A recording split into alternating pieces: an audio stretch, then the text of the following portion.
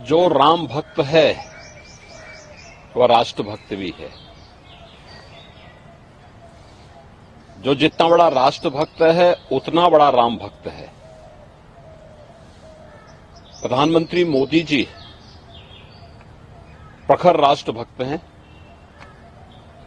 और इसलिए वे प्रखर राम भक्त भी हैं।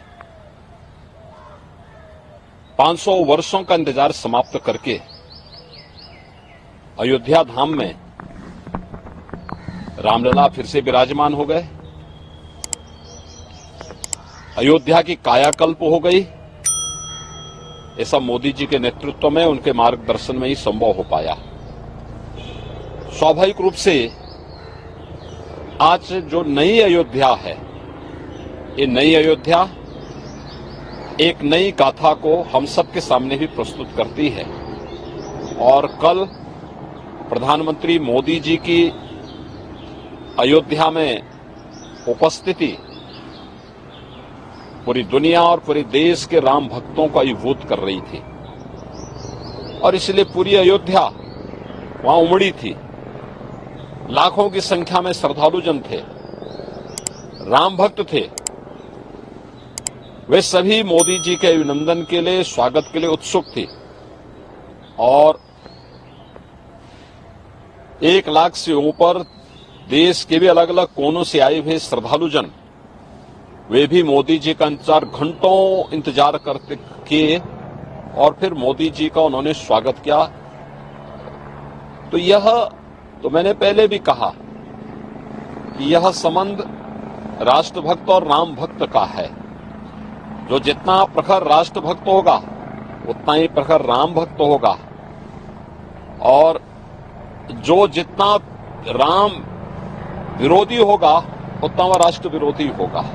कांग्रेस का यह आचरण जो उसके द्वारा लगातार राम भक्तों का अपमान करके मर्यादा पुरुषोत्तम प्रभु श्री राम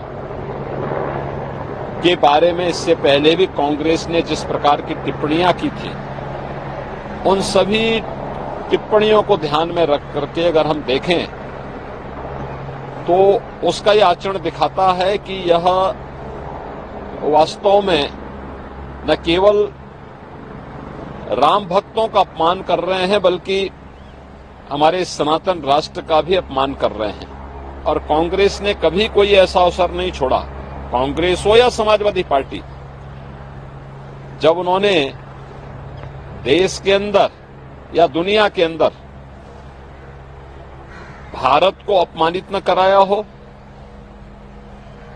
भारत की सनातन परंपरा, आत्मा भारत के सनातन धर्म को गाली न दी हो, एनडी गठबंधन का ही कैरेक्टर है कि वह भारत की आत्मा सनातन धर्म को गाली देते हैं। वह हर प्रकार के कार्य करने का प्रयास करते हैं जो भारत की बहुसंख्यक समाज जिसमें अपमानित महसूस करे। और यह कांग्रेस का जो आचरण है इंडी गठबंधन से जुड़े हुए घटकों का, चाहे वह कांग्रेस हो, नेशनल कॉन्फ्रेंस हो, समाजवादी पार्टी हो, डीएमके हो, इन सब का जो आचरण है, यह आचरण न केवल निंदनीय है बल्कि देश का हर व्यक्ति, हर राम भक्त और हर राष्ट्र भक्त कांग्रेस के इस आचरण के कारण ही कांग्रेस को रसातल की तरफ धकेल रहा है। सर, हम कह सकते हैं अक्सर इस तरीके के दृश्य सामने आते हैं कि विपक्षी दल हो, खासकर कांग्रेस हो, समाजवादी पार्टी, इनके नेता, बड़े बड़े नेता मंदिरों में जा रहे हैं, लेकिन अगर इनकी एक प्रवक्ता राम हिंदू होने के नाते राम मंदिर चली जाए तो उसके साथ बुरा व्यवहार किया जाए। पर देखिए, मैं क्या कर रहा हूं ना, कांग्रेस का जो छद्म रूप है, इस छद्म रूप से देश की जनता जनार्दन अच्छी तरह वाकिफ है।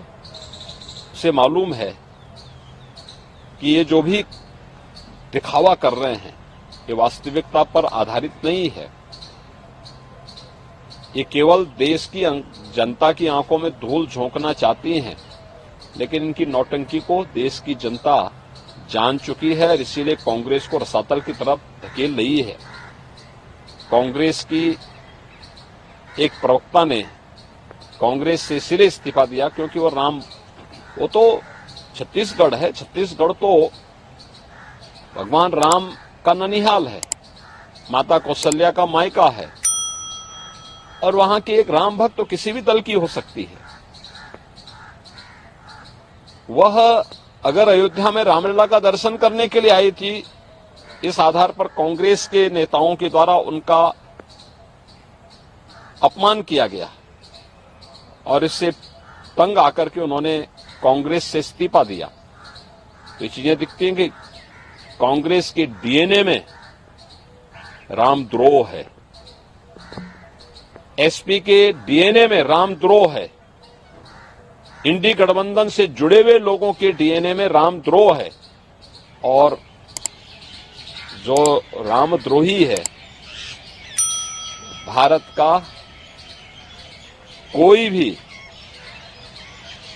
जागरूक नागरिक उसके समर्थन में अपना वोट तो नहीं पोल करेगा। हम कह सकते हैं यूपीए की जो सरकार थी तो जो राम के अस्तित्व पे इन लोगों ने सवाल खड़े किए थे, आज तक उसी चीज को परिरक्षित करते हैं इनके टाइम टू टाइम। देखो, वह अपने आचरण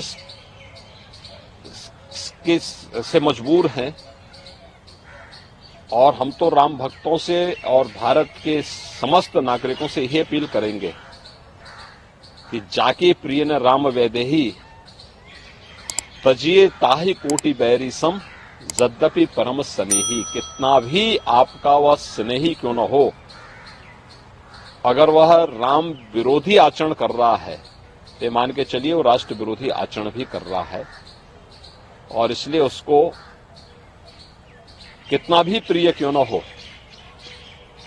उसको कोटि बैरी की तरह उसको त्याग दीजिए। यही देश के हित में भी है और राम भक्तों के हित में। हम कह सकते हैं कल तीसरे चरण का मतदान हो रहा है, जनता इस कांग्रेस की एक्टिविटीज जो है, देश की जनता अवेयर है और देश की जनता उसके अनुसार अपना निर्णय भी ले रही है।